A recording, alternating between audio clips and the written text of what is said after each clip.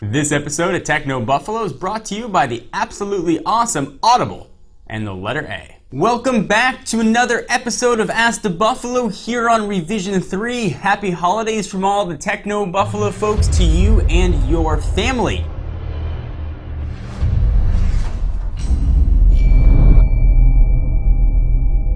This episode of Ask the Buffalo is really just going to be one question. So usually on Ask the Buffalo, I answer 5 to 6 questions about phones, tablets, and laptops. But what I haven't answered before on one of these shows is the most asked question that I get anywhere. Not just from Ask the Buffalo, but through the Contact Us page on technobuffalo.com, in YouTube comments, and emails from YouTube. And that is, where do all your devices come from? And how do I get them? I started back on YouTube making videos about technology just about 5 years ago, actually 1,500 videos ago. I started back on YouTube. So we're looking back, 2005, 2006 ish range. So I thought it'd be helpful to tell you my story, and hopefully that'll help you gain some ground as you try and become a tech reviewer yourself. First, let me just tell you, there is no magic email address. I get so many messages from people saying, hey, can you send me emails of all your PR contacts so I can get products to review? And the answer is no. No, I can't. And even if I did, you wouldn't be able to get the products because you haven't provided any value to them just by asking for an email address. You're not going to be able to get what you're looking for. So that's the first sort of rumor I want to dispel. All right, so let me tell you a little bit how I got started and what I did to get products, and perhaps I'll give some advice for what you can do. So back 1,500 videos ago, I was looking to make a switch from the PC world to the Mac world. I had a 17-inch monster HP laptop that I loved, and it finally died on me.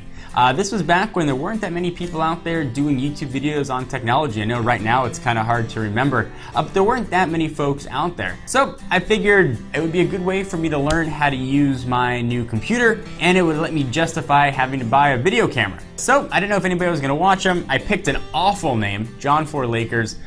It was actually a screen name for AOL Instant Messenger from when I was in high school. So clearly shows that I didn't have any idea that I was going to be doing this professionally. I started making videos. The first unboxing video I did is actually still up there and live. And the audience started to grow and it started to swell to a couple thousand people. Started to watch videos, and then over a couple months, we started getting 1 million people that were watching all these videos. And about the time that I hit just about 8,000 subscribers, I was looking at other sites that I respected, and I saw that they were getting all these great products. At the time, I was buying everything that I was reviewing, mostly just because I really wanted. I'd been saving for almost about a year to get that original MacBook Pro, and I didn't have any money left to go out and buy stuff. And the biggest misconception that I've run into is that you have to be rich to be a tech reviewer. That is definitely not true. You can talk about technology. You can talk about products. You can give your opinions on products, but you don't have to actually always have the products. Here's how I went about it. I went through cell phones, even back then, were what interested me the most, and you can see on my videos now, they're still what interests me the most. So I went to all the major carriers.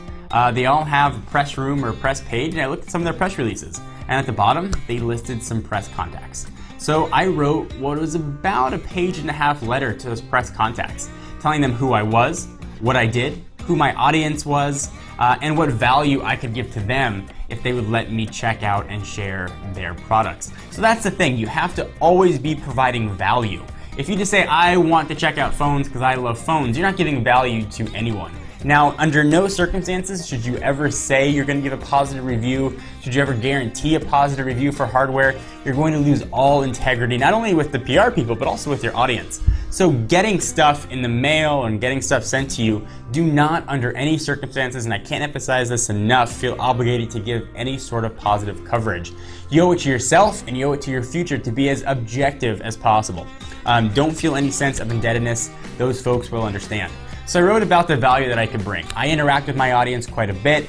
I like to know what they're asking. I am a consumer. I buy cell phones myself, and I really wanted to share that with the audience. And they took a chance on me. For about between 8,000 and 12,000 subscribers, for every 12 emails I sent out, maybe I had one that would say yes. And it started off kind of small.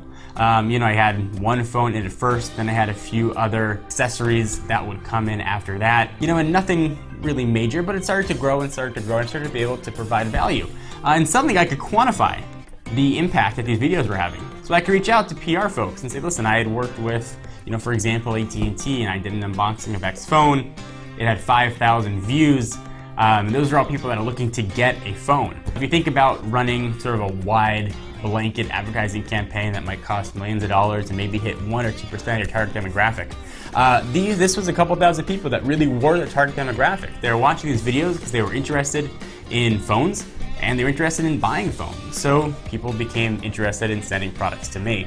And as soon as I started getting those first, it started getting easier and easier and easier to get those products in the mail. It takes a lot of work, and certainly there was a lot of rejection that came along with it. So be prepared for that. Don't take the easy way out. Don't go email every tech company or every tech website that you know out on the planet asking for a job for them to hire you. You're not providing them value or giving them any reason why they should want to hire you. You need to provide value and need to quantify for everything that you do. Maybe that sounds a little bit harsh, but it really is the honest answer. So let me go ahead and tell you what happened once I started getting the products and what I started to do and how my processes went after this commercial break. So I want to take a quick minute to thank our friends at Audible.com. Audible is where you can go to download thousands of audiobooks right to the mobile device of your choice. Please go to audiblepodcast.com/techno to get a free audiobook download of your choice when you sign up today. That's audiblepodcast/techno for your free audiobook. I actually listen to audiobooks when I drive into work. It takes me 2 weeks or so to get through a full book, but it saves my eyes and I still get to keep up on the latest stuff that I like to read. So please go ahead and check out audiblepodcast.com/techno. Now back to the advice. All right, so now I started getting devices in the mail, and I really want to reiterate again that there is no shortcut to this. You need to always be providing value. You need to always communicate.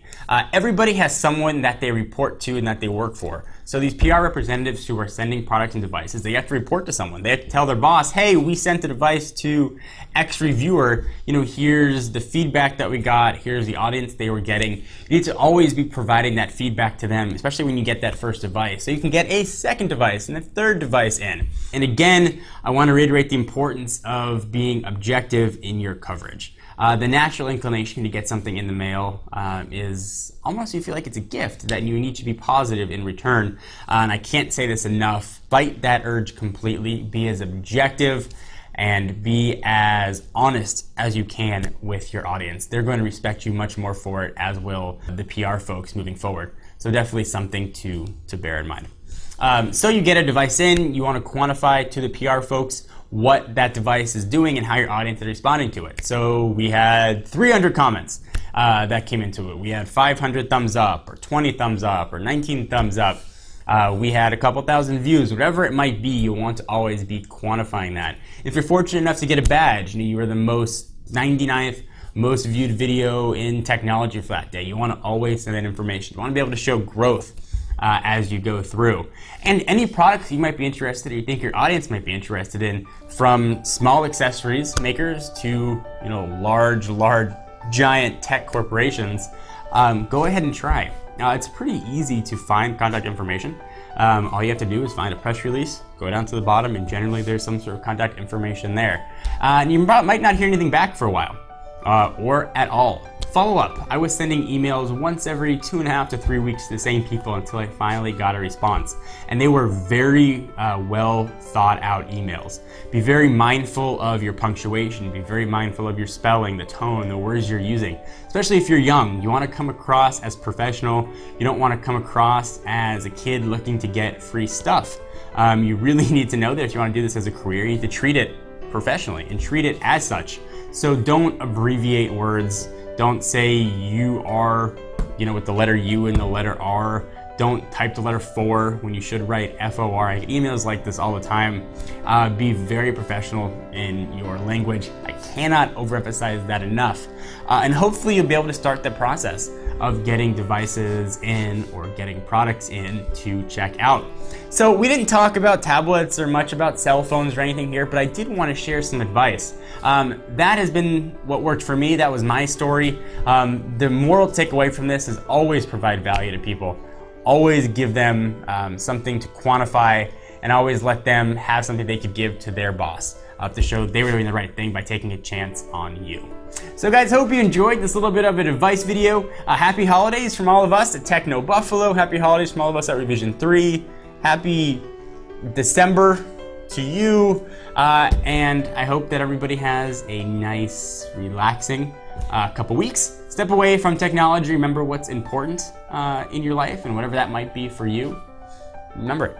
Don't forget it. I'm something that I forget stuff.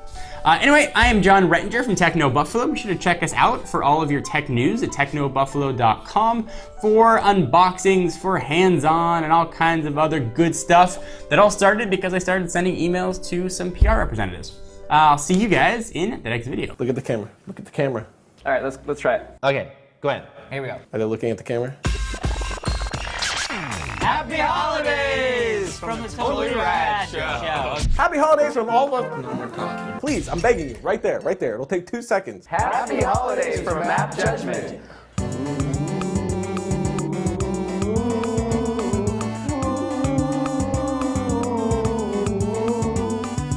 Happy holidays, everybody, from all of us here at Dig Nation. And holidays.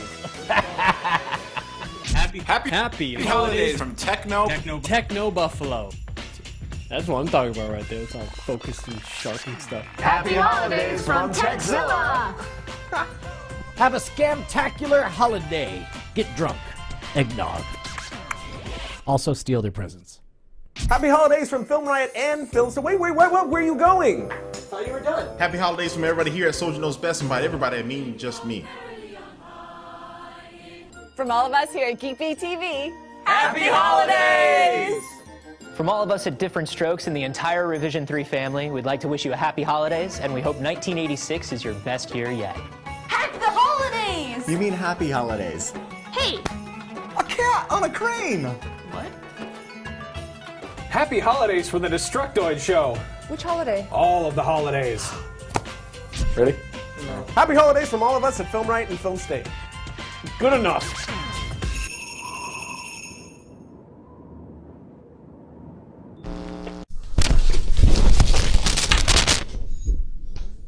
Victory!